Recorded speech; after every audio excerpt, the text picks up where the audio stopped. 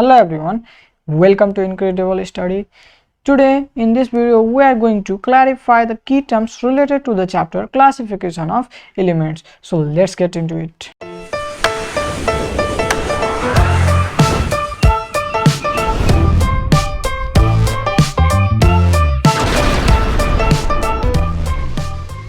Here in this video we discuss some key terms. So our first key term is classification of elements, and here its definition is the grouping of elements on the basis of their similarities and dissimilarities is called classification of elements. So actually what the classification of elements mean? The grouping of elements on the basis of similarities and dissimilarities. It means here in the periodic table we have seen hydrogen, then after lithium, and then after sodium, like this. It means these all elements are kept in same group. They have similarities between them, therefore they are kept in same group, and this is called classification of elements. Here our second number term is periodic table. What is periodic table? So here the answer we have the table or a chart which is obtained after arranging elements on the basis of similarities and dissimilarities is called the periodic table. And periodic table means this is the table, this is the table or chart which is obtained after arranging the elements on the basis of their similarities and dissimilarities. It means when we arrange some elements on the basis of their similarities and dissimilarities, and when we keep that all elements in one table or chart, then the table formed so is called periodic table. Here hydrogen, like that, lithium, yeah, sodium, like this. These all elements are arranged in the table is called periodic table. Here we go in our third number point, that is Mendeleev's periodic law. According to the Mendeleev's periodic law, the physical and the chemical properties of the elements are a periodic function of their atomic weight. The Mendeleev's periodic law states physical and the chemical properties of the elements are a periodic function of their atomic mass. It means the physical and the chemical properties of elements are periodic function of their atomic weight, not atomic number or any other. This term is important here, atomic weight. Here we have Mendeleev's periodic table, the table which is obtained after arranging the elements on the basis of increasing atomic weight is called Mendeleev's periodic table. So here Mendeleev's periodic table means the table which is obtained after arranging the elements on the basis of increasing atomic weight. Increasing atomic weight is called Mendeleev's periodic table. So when we arrange the elements on the basis of this Mendeleev's periodic law, then the table which is obtained is called Mendeleev's periodic table. Now here we go to our next term, that is modern periodic law. What is modern periodic law? So here modern periodic law states physical and the chemical properties of the elements are a periodic function of the atomic number. Here the physical and chemical properties of elements are a periodic function of their atomic number. It means all the elements are arranged on the basis of increasing atomic number. This is the law. And here next term we have modern periodic table. What is modern periodic table? So here the answer, the table which is obtained after arranging the elements on the basis of increasing atomic number is called modern periodic table. When we arrange the elements on the basis of atomic number, increasing atomic number, then the table so obtained is called modern periodic table. Here this table is called modern periodic table. Now here we discuss our next term, that is isotopes. What is isotopes? So we see here isotopes are the elements having same atomic number but different atomic weights. It means isotopes are the elements having same atomic number but different atomic weight. So what are the elements? We take carbon as example. The carbon has atomic weight 12 also, 13 also, and 14 also, and the atomic number of carbon is 6. So we take carbon as the isotopes. Now we move to our next term, that is lanthanides. What are lanthanides? So here the 14 elements from cerium to lutetium after lanthanum are called lanthanides. So here we say lanthanides includes 14 elements from cerium to lutetium after lanthanum, so that its name become lanthanides. These all elements come after lanthanum, therefore their name becomes lanthanides. And now we move to our next topic, that is actinides. These are also the 14 elements. This actinium also includes 14 elements. The 14 elements from thorium to lawrencium after actinium. These all elements are in the periodic table after actinium. So these all elements are grouply called actinides. So now we discuss here periods. What is period? We take reference of modern periodic table. There are 7 horizontal rows which are called periods. It means, what are periods? Periods are the horizontal rows. The horizontal rows in the periodic table are called period. This is called period. This is called period. These all are period. These all are horizontal rows which are called period. And in a period, elements having gradual change in their property are placed one after another. What happens in period? The elements are placed one after another, and such elements have certain difference in their property. Such elements have certain difference in their properties. They all elements are placed gradually in the period. So here our next key term is groups. What is groups? So before that we have understood about period, what the period actually is. The periods are the horizontal row, unlike groups are the vertical column. Groups are the vertical column in the modern periodic table or in periodic table. There are 18 vertical columns in modern periodic table. It means there are 18 groups in modern periodic table. And in group, elements having similar properties are placed one below other. It means here this is the vertical column, and the elements here have similar properties with the next element, with this next element. So properties of this element matches with this element. They both have similar properties, and these type of elements are placed in group one after another, one below other. Here subcell.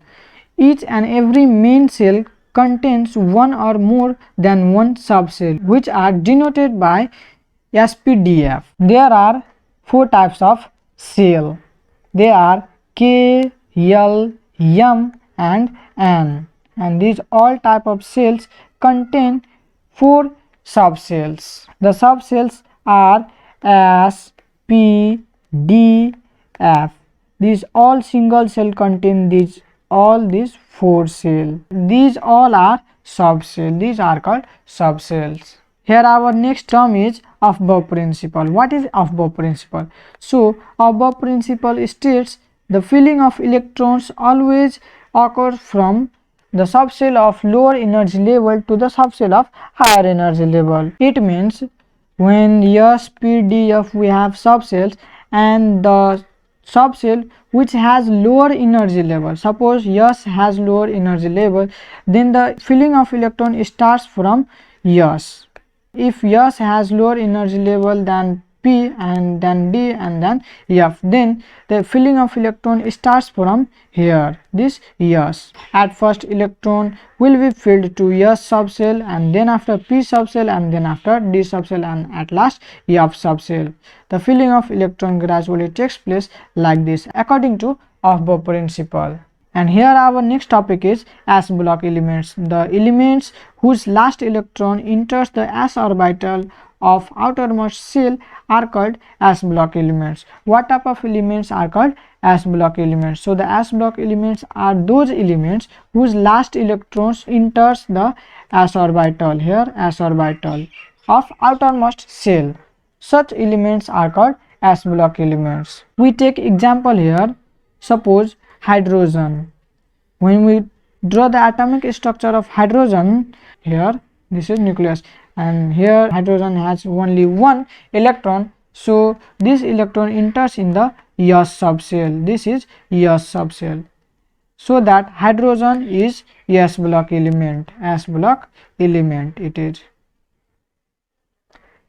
These type of elements are called s block elements whose last electron enters s orbital. Here we take another example. When we draw the atomic structure of sodium, here sodium, this is nucleus, and when we draw the atomic structure of sodium, then we get here two electrons, and here 1 2 3 4 5 6 7 8 and 1 electron. When we write the electronic configuration of sodium, then we get this electron enters in the s orbital, so this sodium is s block element. Now our next topic is p block elements. Similarly, the elements whose last electron enters the p orbital of the outermost shell are called p block elements. So here we take the example. Here we write the electronic configuration of oxygen. We take oxygen and the atomic number of oxygen is 8. We write the electronic configuration for this. So 1s2, 2s2, 2p4. Its last electron enters in p orbital. So we write oxygen as p block element. Now we move to d block elements. The elements whose last electron enters the d orbital of penultimate shell are called d block elements. Penultimate shell means second last shell. This is first shell, second, fourth and last one.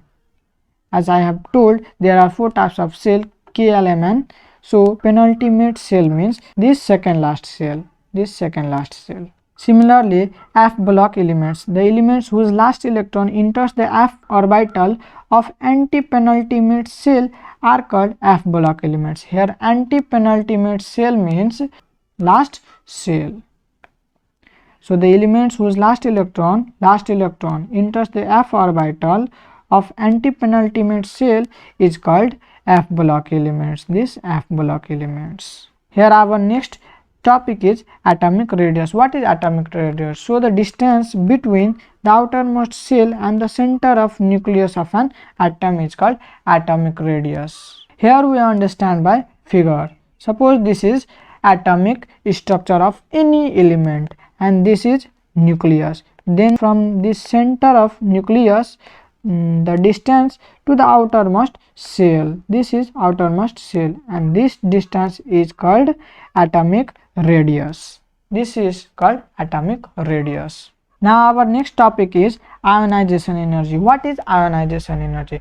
So the amount of energy required to remove the outermost loosely bound electron of an isolated gaseous atom. Isolated gaseous atom means the atoms that does not possess diatomic form. Here H2, we write H2 here, it means hydrogen possess diatomic form. We write bromine, it possess 2, it means diatom form. These all are not isolated gases, and other than them the elements are isolated gaseous atom. Here gaseous atom you need to focus on. Suppose this is the atom of any element, then the energy required to remove this electron from this outermost shell of this atom is called ionization energy, and this is also known as IP in short form. Ionization potential, we also write ionization potential. Here our next term is valence electron. The electrons present in the outermost shell, also called valence shell, of an atom are called valence electron. It means the electrons which are present in the outermost shell, which are also called valence shell of an atom, are called valence electron. Suppose here this is the atomic structure of any of the atom, and this is the outermost shell, which is also called valence shell. Valence shell. So the electron present in this valence shell is called valence electron. Here now we discuss valency. Total number of electron gained or lost or shared by the atom during chemical reaction is called valency. Suppose here this is the atom of any of the element. From this valence shell, when the electron is loosed, then its valency becomes this number of electron loosed. How many number of electron loosed? When we count the number of electron loosed, then the number of electron loosed is the valency of that. And if, and suppose this is the any element, then the element require number of electron. This number of electron is called valency. Suppose this element required 2 electron to fulfill its outermost shell. Therefore, the valency of this atom is 2. Here our next term is electronegativity. The amount of energy required for an atom to attract the outer electron of another atom is called electronegative. This is just inverse of this ionization energy or ionization potential. Electronegativity is the inverse of ionization energy. We have known about the ionization energy. It means the energy which is required to remove the electron from atom. Unlike this is the energy which is required to attract the electron from other element or other atom. This energy required is called electronegativity. And in this way we have finished our video, that is we have clarified all the basic key terms required in the chapter classification of elements. Thanks for watching, and I will catch you up in the next one.